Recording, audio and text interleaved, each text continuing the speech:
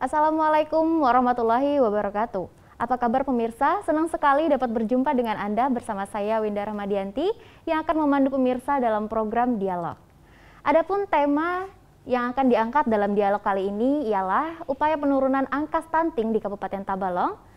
Di studi kali ini telah hadir narasumber kita yaitu selaku Kepala Dinas Kesehatan Tabalong, Bapak Dr. Taufikur Rahman Hamdi. Apa kabar Bapak? Baik. Iya, alhamdulillah. Ya, langsung saja di segmen pertama ada upaya penurunan angka stunting. Dari pertanyaan yang pertama saya akan ajukan kepada Bapak. Baru-baru ini di Tabalong berhasil menurunkan angka stunting di Tabalong dan meraih peringkat 1 Kalimantan Selatan ya Pak dalam penanganan stunting. Yeah. Bisa diceritakan Pak kenapa menjadi bisa Tabalong meraih hasil tersebut? Ya, alhamdulillah ya. Jadi upaya yang dilakukan oleh Kabupaten Tabalong, terutama dalam 8 aksi konvergensi penurunan stunting yang diimplementasikan melalui suatu gerakan yang namanya Gempur Stunting. Jadi Gempur Stunting itu adalah merupakan gerakan masyarakat dalam upaya percepatan penurunan dan pencegahan stunting. Dan ini didukung oleh pemerintah Kabupaten Tabalong secara sepenuhnya, baik itu dalam lingkup kabupaten, kecamatan, desa, bahkan pihak-pihak lain seperti LSM, swasta, dan organisasi masyarakat yang lainnya, juga media massa yang ada di Kabupaten Tabalong. Sehingga kita bersinergi dan akhirnya meraih predikat berkinerja terbaik 1 di Provinsi Kalimantan Selatan. Ya, alhamdulillah ya Pak ya.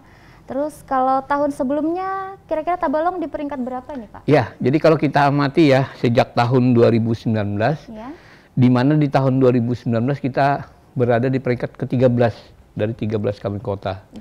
Nah, kemudian pada tahun 2020 itu meningkat menjadi peringkat 7 dari 12 kabupaten kota, dan alhamdulillah di tahun 2021 kemarin ya, mendapat predikat peringkat 1 dari 13 kabupaten kota di Kalsel. Oke.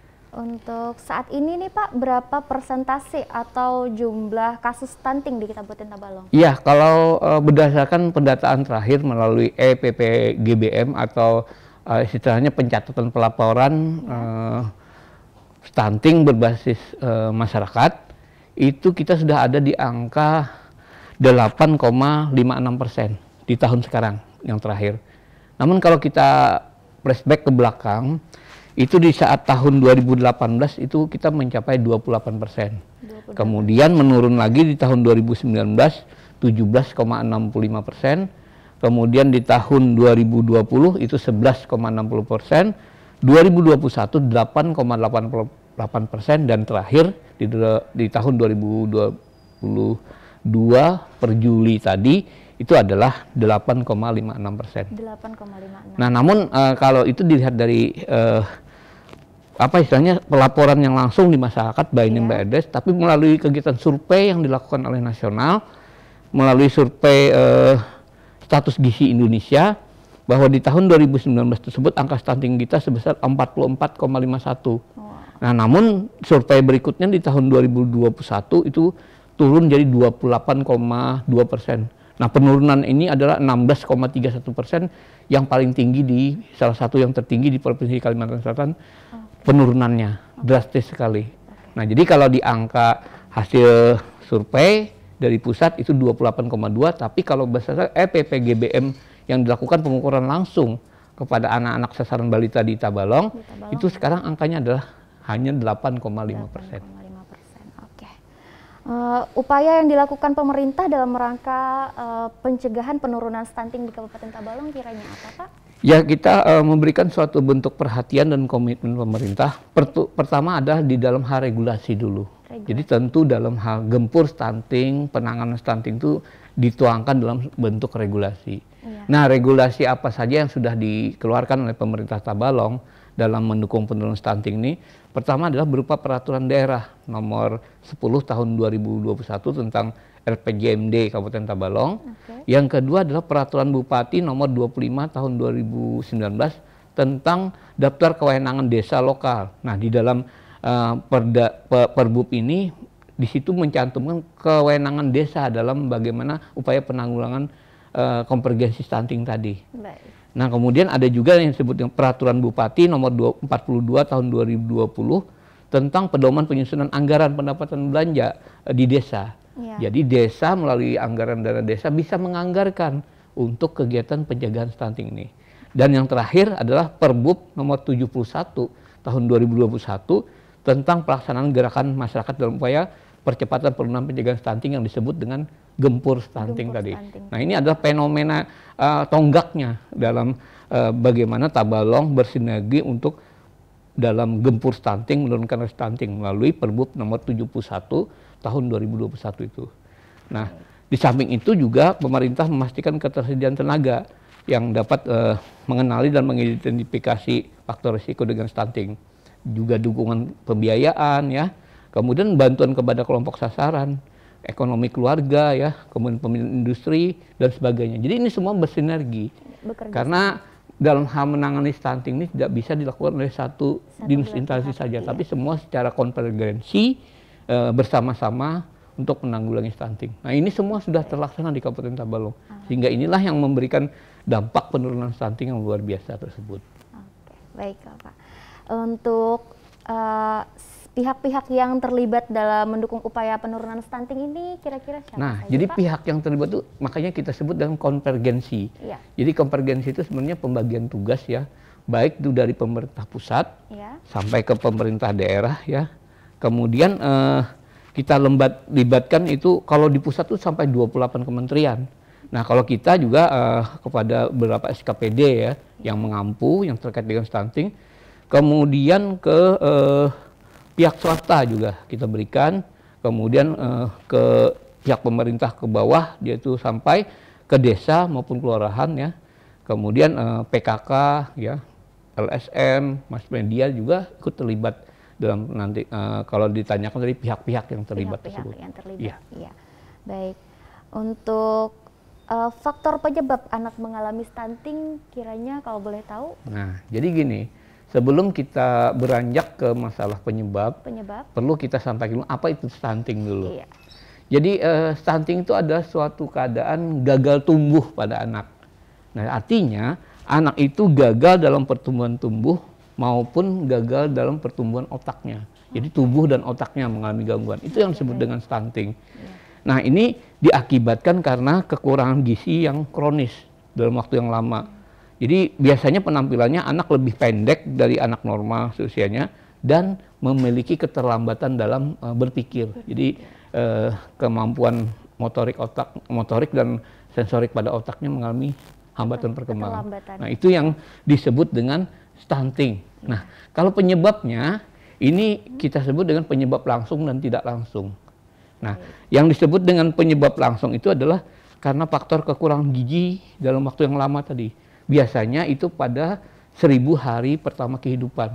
Baik itu anak dari saat janin sampai dia berumur 2 tahun. Jadi itu lengkaplah 1000. Nah, di masa kondisi itulah anak sering mengalami kekurangan gizi ya, karena rendahnya akses terhadap makanan yang bergizi tersebut. Nah, itu bisa terjadi, kemudian rendahnya asupan vitamin ya dan mineral selama di periode kehidupannya itu, dan buruknya beragam pangan serta sumber protein hewani ya yang diperlukan. Nah, kemudian juga faktor ibu. Jadi faktor ibu dan pola asuh yang kurang baik, terutama pada perilaku dan praktek pemberian makanan pada anak. Nah, ini misalnya gini, bagaimana pola pengasuhan anak itu baik dari sejak dia lahir sampai dia berumur 2 tahun.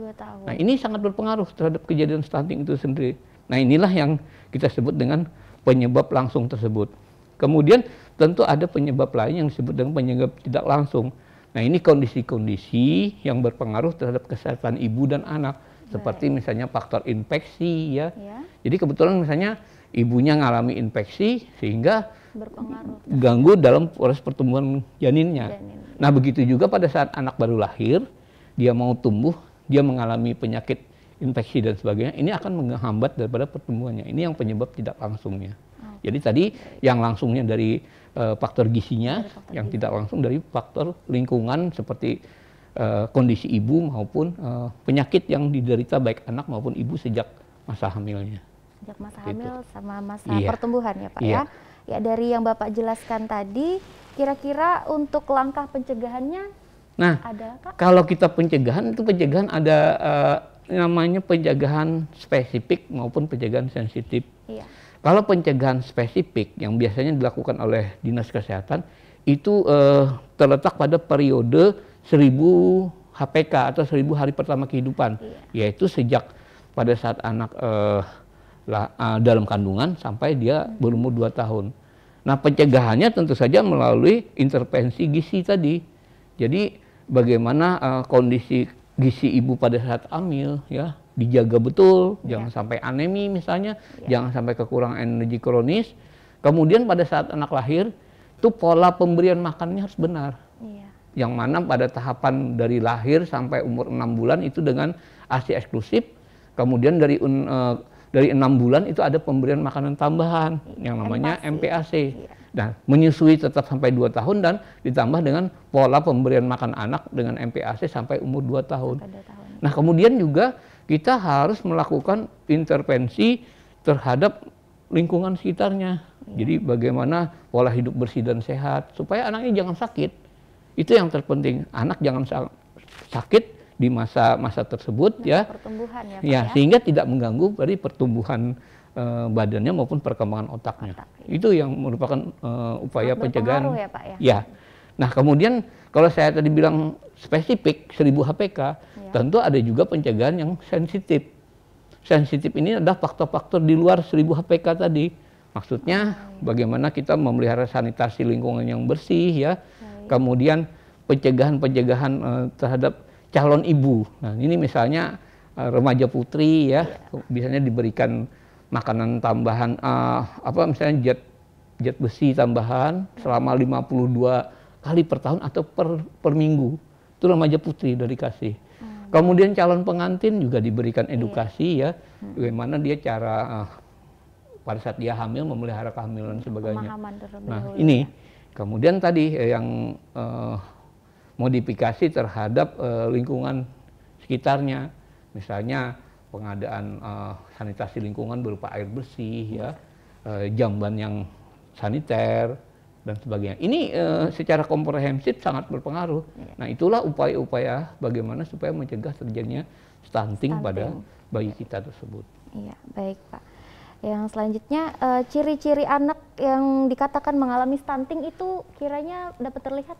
Oke, jadi kalau kita lihat dari perkembangan tadi kan stunting itu kan gangguan tumbuh kembang kan. Iya. Nah, jadi kalau tumbuhnya itu biasanya melalui pengukuran berat badan dan tinggi badan. Nah, jadi kalau anak itu ada semacam kurva pertumbuhan tinggi badan sesuai umurnya. Iya. Nah, jadi misalnya kalau dia berumur 2 bulan tuh berapa sih tingginya? Seperti sampai dia 2 tahun. Di buku Posyandu biasanya KIA, Pak ya, buku KIA dan buku pemantauan tumbuh kembang anak. Tumbuh kembang anak, baik. Nah, jadi kalau misalnya dia tinggi badannya berdasarkan kurva di bawah batasan normal, standar deviasi 2 standar deviasi itu dikatakan pendek. Iya. Kalau lebih dari itu sangat pendek. Nah, ini sudah dikategorikan stunting. Nah, itu dari pengukurannya. Kemudian dari ciri-ciri khusus, biasanya anak yang sudah stunting itu memiliki wajah yang tampak lebih muda dari anak seusianya. Jadi wajahnya lebih muda gitu loh. Bukan apa-apa, awet muda ya. Enggak, artinya enggak tumbuh gitu loh. Iya. Kemudian pertumbuhan giginya juga terhambat. Yang lainnya adalah performa buruk pada kemampuan fokus dan memori belajarnya. Biasanya dalam hal perkembangannya anak itu sudah punya kebiasaan apa, bisa terlambat bicara misalnya, sensoriknya, motoriknya juga terganggu. Ya, ini gambaran anak yang sudah mengalami stunting. Nah, kemudian sejalan dengan perkembangannya, anak yang stunting itu pada umur 8 sampai 10 tahun itu dia secara sosial itu anaknya lebih pendiam, ya, tidak banyak kontak. Mungkin mirip-mirip kayak anak autis gitu loh. Iya. Nah itu, tetapi bukan autis. Kemudian berat badannya juga cenderung menurun dan perkembangan tubuh juga anak terhambat. Tadi kan pendek ya. Iya. Nah, kalau yang wanita biasanya kalau sudah menjelang puber, haidnya juga agak terlambat. Dan yang satu lagi yang kita pasti, orang yang stunting itu cenderung daya tahan tubuhnya terhadap penyakit infeksi rendah, hingga dia gampang mengalami kemungkinan penyakit infeksi. Dan orang stunting ini kalau sampai dewasa dia berisiko lagi terkena PTM, penyakit tidak menular. Dewasa ya, Pak ya? Iya, seperti kencing manis, hipertensi dan sebagainya. Nah, ini secara umum adalah ciri-ciri anak mengalami stunting. Jadi begini, anak pendek itu belum tentu stunting. Iya, karena mungkin dia pendek tapi kecerdasannya bagus. Tapi kalau stunting ini sudah pendek, ya mohon maaf, perkembangan motorik, perkembangan otaknya juga, kognitifnya juga Perlambatan dalam berpikir, lambat. Ya, Pak, ya? Berpikir dan sebagainya. Jadi dua hal itu secara umum daripada gejala stunting tersebut. Oke. Untuk tindakan yang harus dilakukan nih, apabila kan tadi Bapak sudah menjelaskan beberapa, untuk apabila sudah terjadi stunting, Ya. yang bisa kita lakukan, Pak, dalam menanggapi kejadian Jadi tersebut. begini, perlu kita sampaikan, kita mendeteksi anak itu mengalami stunting pada saat dia lahirnya. Oh, pada saat Jadi lahir. dia biasanya berat badannya ya, berat badan lahir itu biasanya kurang daripada 2,5 kilo atau kurang daripada 2.500 mg. Baik. Dan panjang lahirnya kurang daripada 48 cm. 48. Nah, jadi kalau anak baru lahir kan diukur panjangnya tuh. Iya, diukur sama Nah, berat kalau badan. misalnya panjangnya itu sudah kurang dari 48 cm, sudah kita diagnosa berisiko stunting.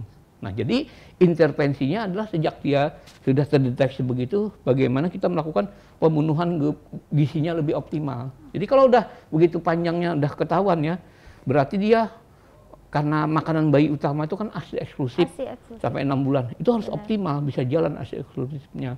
Kemudian nanti pada saat 6 bulan bagaimana PMBA-nya, pemberian makanan bayi dan anak. Artinya pemberian makanan pendamping ASI-nya sampai umur 2 tahun itu seperti apa. Itu harus lebih optimal dibandingkan anak-anak yang belum terdeteksi tersebut.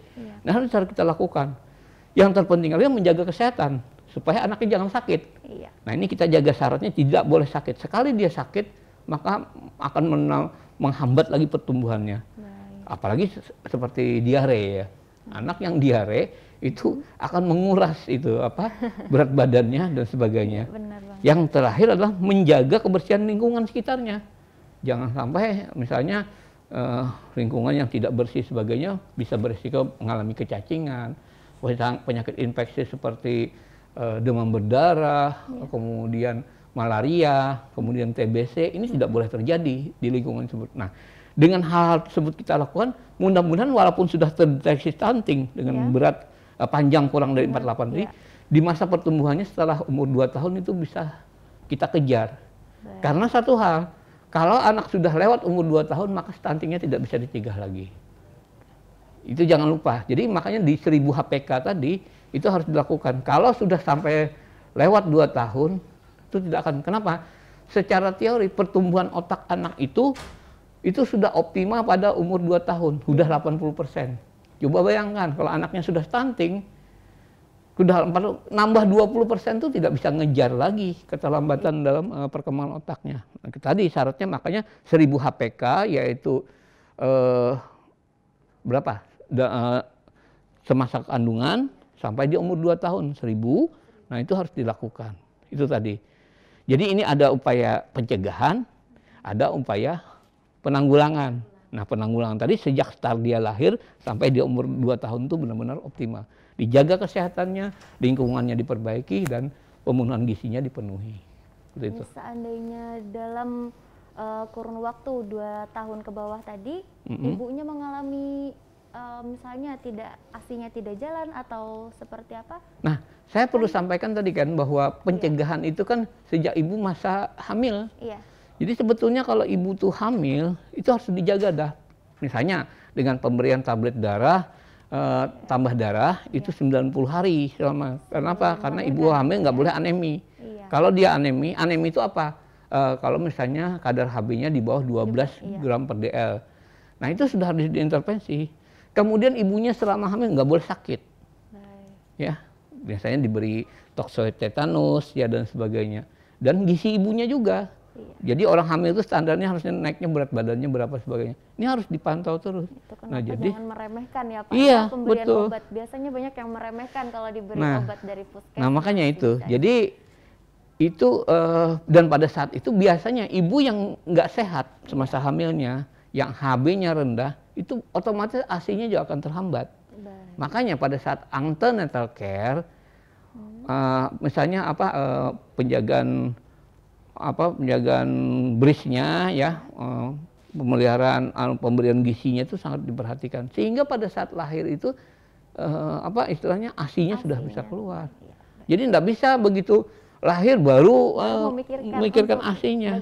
Kita sudah ke belakang.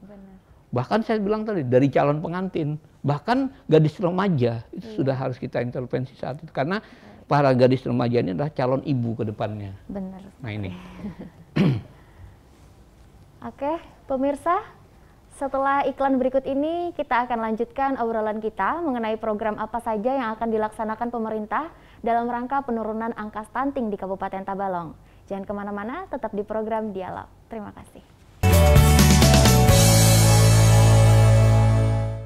Terima kasih pemirsa, Anda masih bersama kami.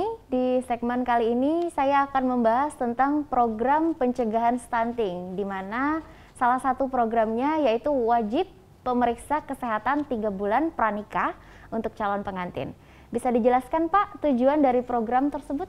Iya, jadi kalau kita lihat ya, pencegahan stunting itu tidak cukup hanya tadi saya katakan 1000 HPK, ya, tetapi kita ke arah hulunya. Jadi bagi ibu yang biasanya kalau catin itu adalah calon ibunya ya. Nah oleh karena itu, kenapa ada semacam kebijakan, kalau dulu itu sebulan sebelum ini sudah periksa kesehatan sebagainya, ini 3 bulan. 3 bulan sebelum. Nah ini adalah memberi waktu kepada calon pengantin untuk diberikan edukasi pada saat mereka nanti bagaimana memelihara kesehatannya, kesiapannya pada saat punya anak. Iya. Nah ini dituangkan dalam suatu MOU antara Kementerian Agama dengan Dinas Kesehatan. Bekerja sama. Jadi kenapa? Karena kan biasanya para calon pengantin ini kan daftarnya ke KUA. Ke KUA. Nah, pada saat ke KUA itu sudah diwajibkan 3 bulan sebelum dia menikah, itu sudah wajib dia memeriksakan diri kesehatannya ke puskesmas. Baik. Itu satu. Ya. Kemudian setelah ke puskesmas dia juga mendapatkan bimbingan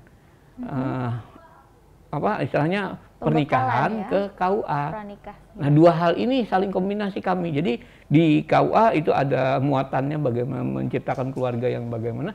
Kalau kami di puskesmas, pertama adalah melakukan pemeriksaan kesehatan. Jadi semacam general check. Iya, supaya akan terdeteksi kalau ibu itu mengalami penyakit-penyakit tertentu. Nah, bisa diintervensi. Iya. Misalnya dia punya penyakit menular, kemudian gangguan gizi tadi, itu harus diatasi sedini mungkin.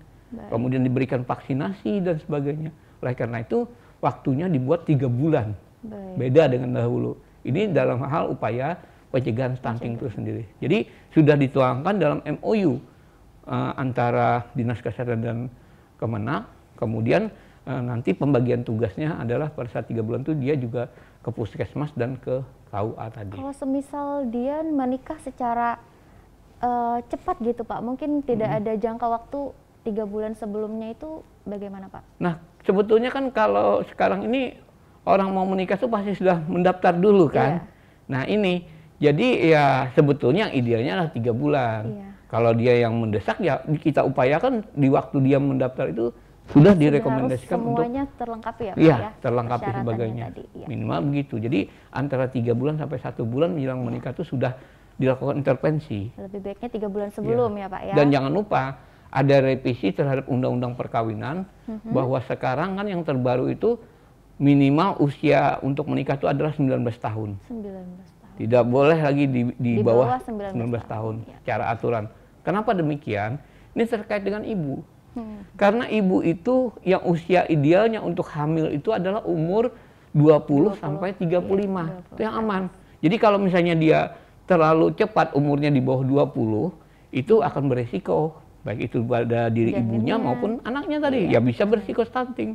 Kemudian kalau lewat dari 35 tahun juga beresiko karena terlalu tua, itu juga beresiko. Nah ini adalah upaya-upaya dari pemerintah untuk mengintervensi secara dini tersebut. Itulah program-program yang sekarang sedang tren di luar tadi ya, yang program spesifik yang 1000 dan sebagainya. Tetapi sejak dia hamil maupun sejak dia sebelum jadi catin. Iya. Dan bahkan kami di kesehatan anak-anak pelajar remaja putri yang sudah usia-usia balik, itu sudah kita intervensi melalui pemberian pil tambah darah sebanyak 52 kali per tahun atau 1 minggu sekali dapat, supaya dia nanti tidak mengalami anemi secara fisik dan siap menjadi calon ibu pada saat usia 19 tahun ke atas. Tadi, ya, Pak, ya. Gitu. Baik. Apa saja nih Pak yang diperiksa kepada calon pengantin tersebut? Iya tadi sudah saya jelaskan ya. Jadi dia kalau ke puskesmas itu diperiksa tadi darah kesehatan, lengkapnya, ya untuk mendeteksi kalau ada penyakit-penyakit infeksi yang harus diintervensi. Juga pemeriksaan antropometri gisinya. Baik. Ibu itu ya, calon ibu kalau lila lingkar lengan atasnya, misalnya diukur ya, Pak, ya, kurang dari 23,5 cm, itu berarti ibunya mengalami kurang gizi, KEK. Dan ini berisiko nanti akan melahirkan bayi yang berat badan lahir rendah di bawah 2.500 dan panjang badannya kurang daripada 48 cm. Jadi sejak awal itu. Kemudian HB ya, kadar HB-nya. Kalau dia angka HB-nya di bawah 12 mg per dl, itu berarti anemi. Nah sudah diperiksa kan? Ya, Pak, ya? Nah kemudian juga deteksi penyakit-penyakit infeksi seperti ibunya kena TBC, kena HIV, kena apa? Nah ini akan berpengaruh terhadap kehamilannya nanti. Ini sudah dideteksi 3 bulan sebelum dia nikah. Ya tentu saja kalau ditemukan hal-hal yang menyimpang dari pemeriksaan, itu kita memberikan edukasi kepada ibu. Sebaiknya ditunda dulu kehamilannya, boleh nikah, ditunda dulu kehamilannya, karena kalau dipaksakan nanti akan berakibat pada bayinya sampai dia betul-betul sembuh. Misalnya aneminya sudah teratasi, lilanya sudah bagus, normal, ya Pak, ya, dan penyakit yang di tubuhnya sudah diobati. Nah baru silakan hamil. Itu dia begitu juga, bukan hanya ibu, calon pengantin, bapaknya juga. Kalau dia punya penyakit-penyakit infeksi kan bisa menular kepada ibu juga diatasi. Jadi bukan hanya istrinya, calon suaminya pun harus Nah itulah diberi kesempatan 3 bulan itu sebetulnya. Nah itu yang dilakukan di puskesmas. Sedangkan di Kemenak adalah ya ajaran supaya menjamin keluarga yang bahagia sebagainya. Karena betul stres dalam keluarga itu juga berakibat ibu hamil. Coba bayangkan kalau setiap hari bertengkar suami istri dalam kondisi hamil, secara psikis kan akan berpengaruh terhadap kehamilannya. Dan ini akan menyebabkan bayi yang BBR dan stunting juga. Nah 2 hal itu dilakukan 3 bulan sebelum dia menikah. Pernikahan, oke. Untuk saat ini apakah sudah diberlakukan aturan-aturan yang Bapak sebutkan tadi? Kami sudah menandatangani MOU antara Kementerian Agama, Dinas Kesehatan dan KB. Itu sudah kita lakukan. Sudah bekerja sama. Bekerja sama. Jadi kalau misalnya begini, rekomendasi kami ini tunda dulu kehamilannya karena ada kondisi yang tidak yang harus dicegah pada ibu. Nah, berarti kan kami rujuk ke KB. Supaya menunda hamil kan dengan ber-KB dulu. Ya nanti bukan menghalangi dia melahirkan, tapi setelah kondisi kesehatannya sudah bagus, boleh dilanjutkan program punya anak gitu. Nah jadi MOU-nya ada 3 ini, Kemenak dengan Dinas Kesehatan dan Kemenak dengan KB. Itu. Baik. Selain tes kesehatan Pak, adakah semacam pendidikan atau himbauan bagi calon pengantin? Khususnya terkait pencegahan stunting kepada anak. Ya itu tadi. Jadi kalau ibunya masih KEK, kurang energi kronis seperti lilanya, HB-nya masih anemi, kan ditunda dulu nih. Salah satu cara menundanya bagaimana? Dia harus ber-KB dulu. Misalnya dengan pil kah atau sebagainya. Nah ini diberikan edukasi tersebut. Dan juga jangan lupa, kita juga memberikan pendidikan cara pengasuhan anak yang disebut dengan PMBA. PMBA itu adalah pemberian makanan bayi dan anak. Jadi ibu tuh diajarin karena salah satu penyebab stunting itu adalah gagalnya karena pola asuhnya yang salah. Ibu nggak ngerti cara memberikan gizi yang baik buat anak itu seperti apa. Bagaimana memberikan IMD, inisiasi menyusu dini, bagaimana pemberian ASI eksklusif, bagaimana pemberian MPASI dan sebagainya. Itu harus diajarkan kepada ibunya. Yang memberi pemahaman ini apakah dari puskesmas? Tugas kesehatan. Ya, sesuai tadi kebutuhannya kan. Kalau dia sudah paham ya silakan lanjutkan. Nah, kalau masalah keharmonisan rumah tangga dan sebagainya itu di KUA. Di KUA. Ya, supaya jangan mengurangi pertengkaran ya. Istilahnya kalau KUA itu kan supaya sakinah mawaddah warahmah gitu. Lebih ke pembekalan kehidupan ya Pak. Iya, betul. Dua hal itu memang perlu dilakukan. Kalau di KB kan istilahnya bina keluarga yang bagus itu kan dengan tadi kalau memang kata kesehatan tunda dulu lah hamilnya karena kondisinya belum belum stabil. Ber-KB dulu lah. Begitu. Iya, baik. Ciri-ciri yang dapat dilihat Pak dari calon pengantin yang memiliki resiko lebih besar anaknya nanti mengalami stunting gitu. Tuh, Pak. tadi kan sudah saya jelaskan, ibunya kan kita periksa.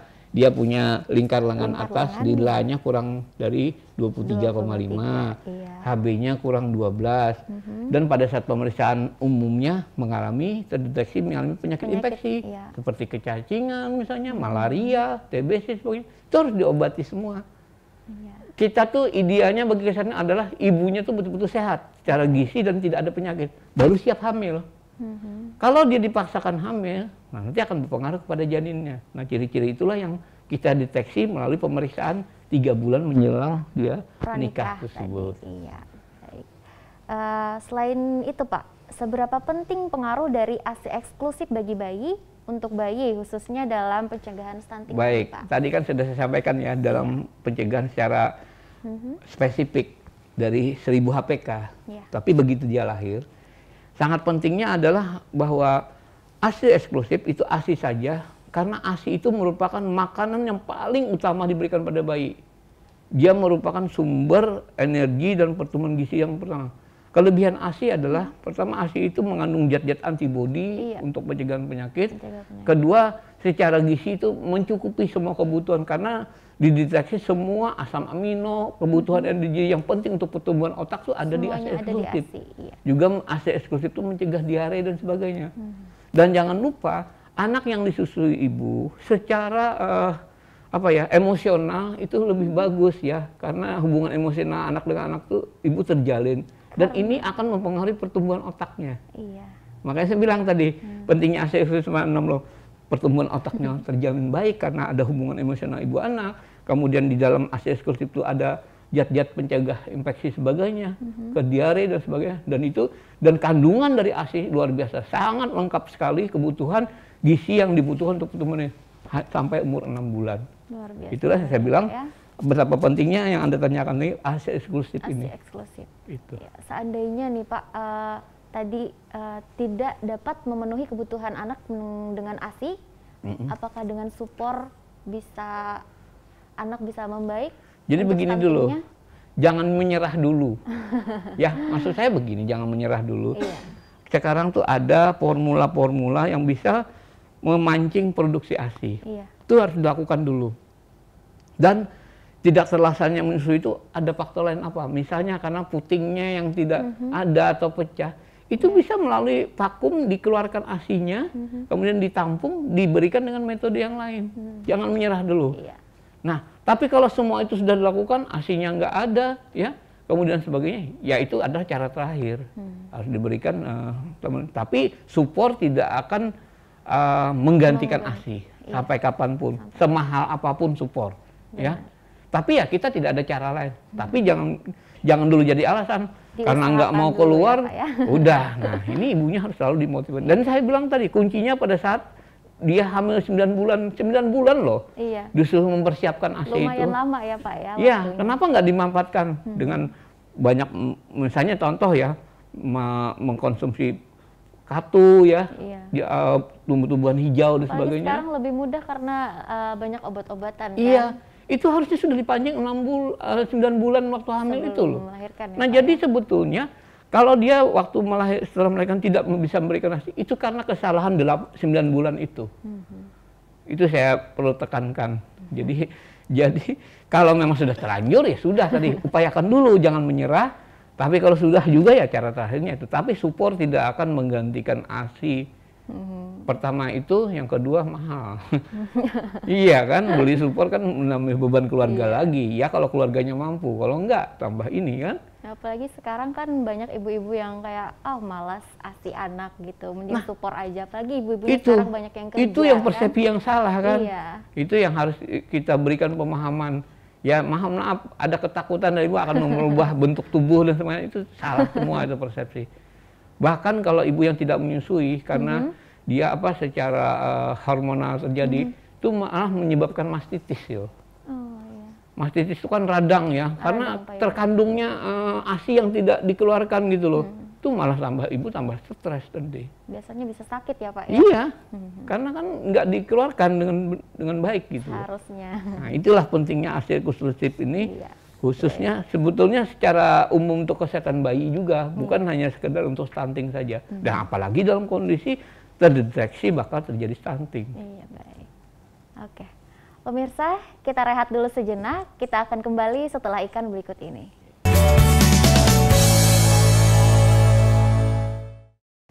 Terima kasih pemirsa, Anda masih setia di program Dialog. Baik, Bapak, kita sudah memasuki segmen akhir.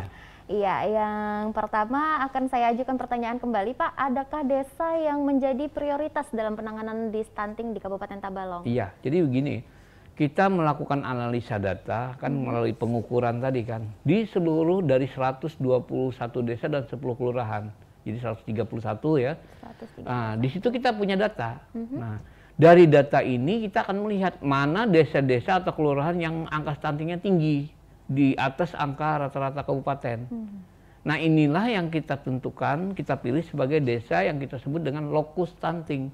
Artinya bukan berarti desa yang lain tidak, tapi intervensinya lebih fokus kepada desa yang tinggi stunting ini. Dan setiap tahun itu akan dibuatkan perbub yang dalam menetapkan desa lokus stunting tersebut. Contohnya di tahun ini, di tahun 2022 kan ada 3 tahun kemarin ya, 2019, 2020, 2021, 2022, itu setiap tahunnya kita buat, dan ini beda-beda, karena tergantung hasil pengukuran tadi. Nah, jadi dari desa-desa yang angka stuntingnya lebih tinggi ya, di atas rata-rata kabupaten, nah kita tentukan dia sebagai lokus stunting. Nah, ini di sini kita ada sekitar 18 desa yang kita tentukan. Maaf, saya tidak bisa menyebutkan satu persatu. Kita SK-kan melalui SK Bupati, melalui kegiatan Gempur Stunting tadi. Diprioritaskan ya Pak ya, lebih tepatnya. Iya. Apa saja Pak indikator yang menjadikan desa tersebut diprioritaskan dalam program penanganan stunting ini? Jadi pertama dari hasil pengukuran balitanya tadi ya. Jadi kalau angka stuntingnya tinggi, dan kemudian kita juga melihat juga latar belakang desa itu, biasanya desa itu adalah merupakan desa yang rawan gizi gitu. Desa rawan ini rawan pangan ya. Ini juga keterkaitan dengan ketersediaan pangan di sana, bagaimana ya, kondisi masyarakatnya seperti apa, itu jelas mempengaruhi. Tapi yang prioritas pertama adalah desa yang tinggi angka stuntingnya tadi. Itulah indikator yang menjadi dasar penentuan desa yang disebut dengan lokus stunting tadi. Iya. Kalau dari Dinas Kesehatan sendiri Pak, apa saja program yang dilakukan dalam upaya penurunan angka stunting ini? Jadi intervensi gizi spesifik dan sensitif tadi. Kalau spesifik saya sebutkan adalah di masa 1000 HPK. 1000 HPK itu berarti apa? Sejak mulai janin ya dalam kandungan sampai dia umur 2 tahun. Nah, untuk yang spesifik ini apa-apa saja yang dilakukan? Pertama lah kita juga membuat kelas ibu. Nah, ini. Jadi ibu-ibu hamil dikumpulkan dalam satu kelas, diberi bimbingan. Di sana diajarkan senam hamil, cara pemberian gizi ibu hamil, ya, pemeriksaan gizi seperti kalau dia anemi bagaimana. Nah, kemudian cara merawat payudara supaya nanti ASI-nya lahir dengan benar, bisa keluar pada saat melahirkan. Itu dilakukan di kelas ibu itu. Nah, kemudian juga pemberian tablet tambah darah. Jadi ibu itu mau anemi mau enggak, apalagi yang anemi, tetap dikasih wajib selama 90 hari. 90 sekitar 3 bulan ya, itu diberikan tablet tambah darah. 3 bulan sebelum mau melahirkan apa? Iya, jadi dia mulai dari triwulan keempat. Baik. Iya kan, menjelang itu sudah wajib. Berarti tuh. Mau melahirkan ya Pak? Iya, nah ini. Mendekati. Tapi kalau yang sudah terdeteksi anemi, mungkin sejak awal juga diberikan. Nah ini wajibnya itu mau anemi mau enggak itu kemudian tambah darah. Ya memang kerepotannya tablet tambah darah ini kurang enak katanya, mual katanya sebagainya. Ini sudah kita intervensi, kita carikan jenis obat yang tidak mempunyai efek mual dan efek yang tidak menyenangkan lainnya. Itu sudah kita coba seperti itu. Tapi edukasi yang penting juga. Kemudian pemberian vitamin A juga pada ibu nipas ya kita berikan.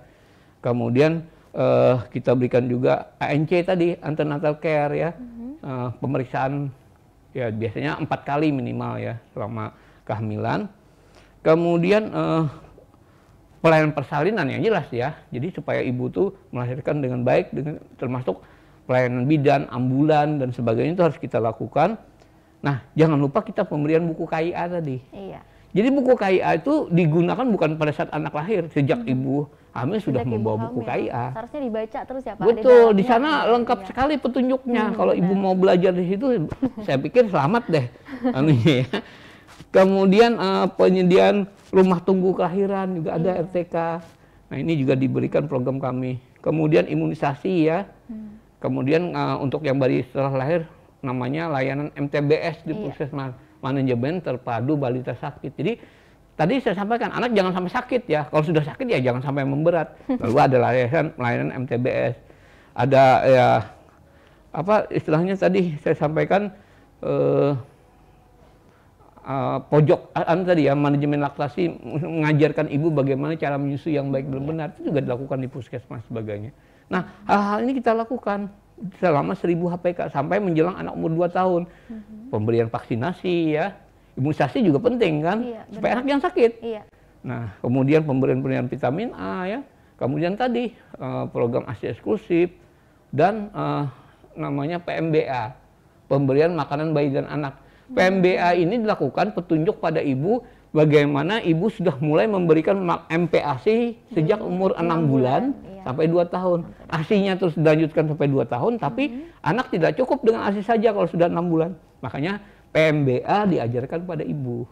Ini yang disebut langkah sensitif 1000 HPK tadi. Nah, di luar itu, Dinkes juga melakukan perbaikan lingkungan. Jadi yang sudah dilakukan Dinkes adalah Dinkes sudah menginisiasi untuk Kabupaten Tabalong menjadi kabupaten pertama di Kalimantan untuk ODF, Open Defecation Free, bebas buang air besar sembarangan. Artinya semua masyarakat Tabalong tidak lagi BAB di sungai, sudah di WC rumah sebagainya. Ini adalah pilar dasar dari sanitasi. Kalau mau mencegah stunting, lingkungan harus diselesaikan. Tadi ODF. Kemudian kita juga memperoleh predikat ODF berkelanjutan 2021 pertama di Pulau Kalimantan. Hanya Tabalong yang bisa melaksanakan. Yang kedua adalah kita juga melakukan JKN, Jaminan Kesehatan Nasional berupa UHC, Universal Health Coverage. Artinya apa? Seluruh masyarakat Tabalong, asal punya KTP Tabalong, berobat kemana aja gratis. Mau kaya, mau miskin, gratis. Asal mau di kelas 3. Tapi kalau sudah yang merasa mampu mau naik kelas 2, kelas 1, ya bayar sendiri.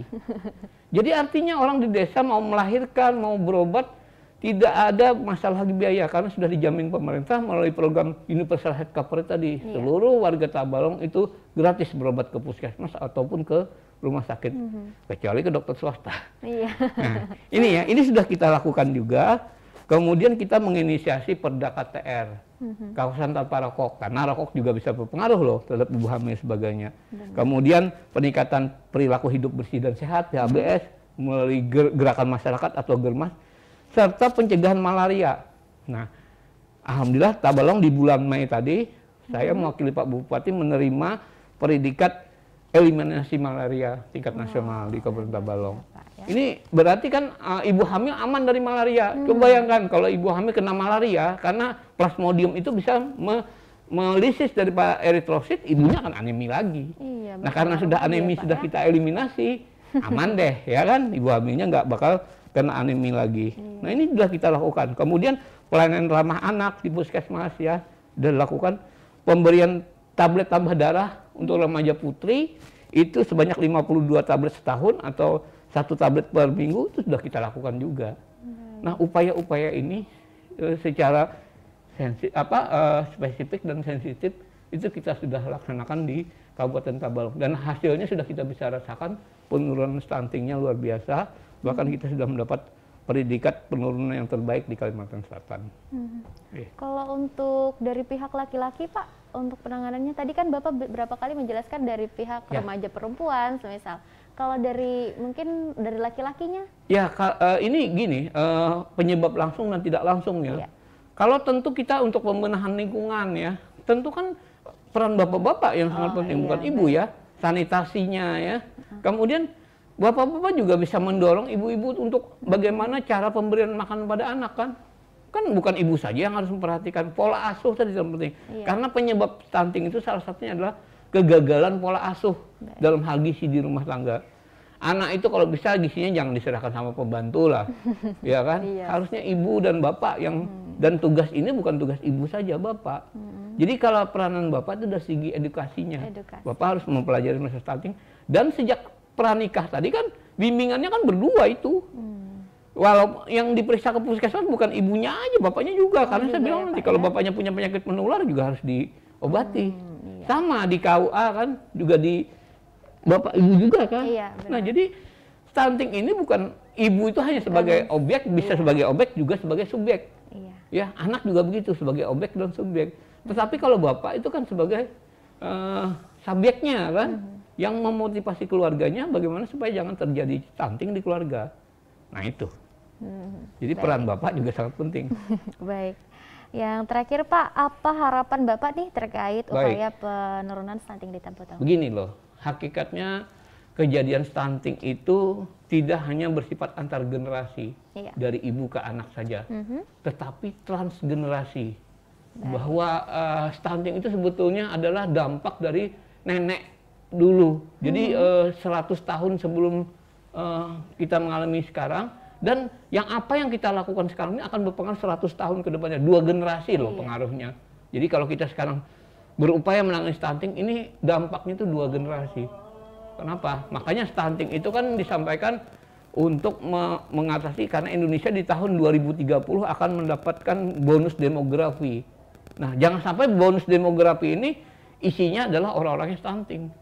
Nah ini adalah tugas dan tanggung jawab kita sekarang. Jadi kita meninggalkan legacy untuk yang kedepannya, karena saya bilang tadi stunting itu hanya bukan antar generasi ibu ke anak saja, tetapi bersifat transgenerasi dari nenek ke cucunya. Karena yang dilewati adalah bisanya 100 tahunan, 2 generasi yang dilewati. Jadi apa yang kita lakukan sekarang, mungkin saja ya stunting yang sekarang ini ya hasil dari warisan dulu. Tadi kan ada pertanyaan apakah stunting itu genetik gitu. Sebetulnya tidak. Yang diturunkan itu adalah perilakunya, pola hidupnya tadi yang diturunkan sehingga menghasilkan keluarga yang stunting. Jadi itu yang harus kita ubah. Karena gini, orang Jepang aja dulu pendek-pendek. Sekarang kok bisa menghasilkan anak yang tinggi-tinggi. Artinya apa? Bukan masalah genetiknya, tapi pola pemberian gizi yang bagusnya itu yang kita lakukan.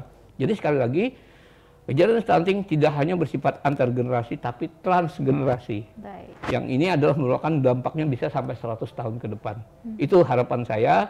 Jadi apapun yang kita lakukan sekarang itu akan memberikan legacy atau pengaruh pada generasi kita berikutnya. Iya. Ya tidak terasa perbincangan kita kali ini ya Pak ya sudah berakhir. Oke, terima kasih sekali lagi kepada Bapak Dr. Taufikur Rahman Hamdi yang telah meluangkan waktu dalam program Dialog. Saya Winda Rahmadianti beserta kru yang bertugas pamit undur diri. Semoga kita dapat berjumpa kembali minggu depan. Tetap saksikan program Dialog yang dapat diakses melalui aplikasi TV Tabalong di smartphone Android dan iOS, serta juga dapat diakses di YouTube program TV Tabalong. Akhir kata, wassalamualaikum warahmatullahi wabarakatuh.